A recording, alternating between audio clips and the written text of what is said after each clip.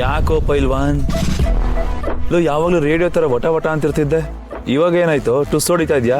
Boss ನೀವ್ ಹೇಳಿದ್ರಲ್ಲ ಹುಡುಗಿ, ಸಾರಿ ಆಂಟಿ ಬಾಸ್ ಅವರು ಆಲ್ರೆಡಿ ಅವ್ರಿಗೆ ಮದ್ವೆ ಆಗಿದೆ ಬಾಸ್. ಸೊ ಆಗ್ಲಿ ಬಿಡು, ಏನೀಗ? ಇದೇನ್ ಬಾಸ್, ಎಕ್ಸ್ಚೇಂಜ್ ಆಫರ್ ಅಲ್ಲಿ ಒಳ್ಳೆ ಮೊಬೈಲ್ ತಗೊಬಂದಷ್ಟು ಈಸಿಯಾಗಿ ಹೇಳ್ತಾ ಇದ್ರಲ್ಲ. ಬೇರೆಯವ್ರ ಜಾಗಕ್ಕೆ ಬೇಲಿ ಸುತ್ತಕ್ ಹೋದ್ರೆ ಅದು ಅತಿಕ್ರಮಣ ಅಂತ ಆಗಲ್ವಾ ಬಾಸ್?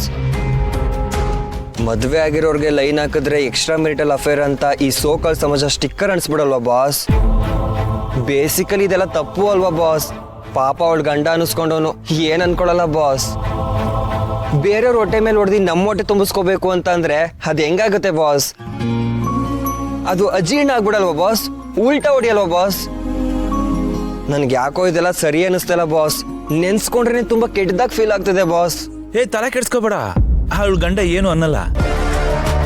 ಐ ಮೀನ್ ಅನ್ನಕ್ಕವನು ಬದುಕಿದಾನೋ ಸತ್ತಿದಾನೋ ಡಿವೋರ್ಸ್ ಆಗಿದೆಯೋ ಜೊತೆಲಿದಾನೋ ಬೇರೆಯವ್ರ ಜೊತೆ ಇದಾನೋ ಯಾರಿಗ್ ಗೊತ್ತು? ನಿನ್ನ ಪಾಡಿಗೆ ನೀನು ನಾನು ಕೊಟ್ಟಿರೋ ಟಾಸ್ಕ್ನ ಕಂಪ್ಲೀಟ್ ಮಾಡೋದ್ರಲ್ಲಿ ಮಾತ್ರ ಗಮನ ಕೊಡು, ಓಕೆ? ಇಂದೇ ಡೌನ್ಲೋಡ್ ಮಾಡಿ ಮತ್ತು ನಿಮ್ಮ ನೆಚ್ಚಿನ ಶೋಗಳನ್ನ ಆನಂದಿಸಿ.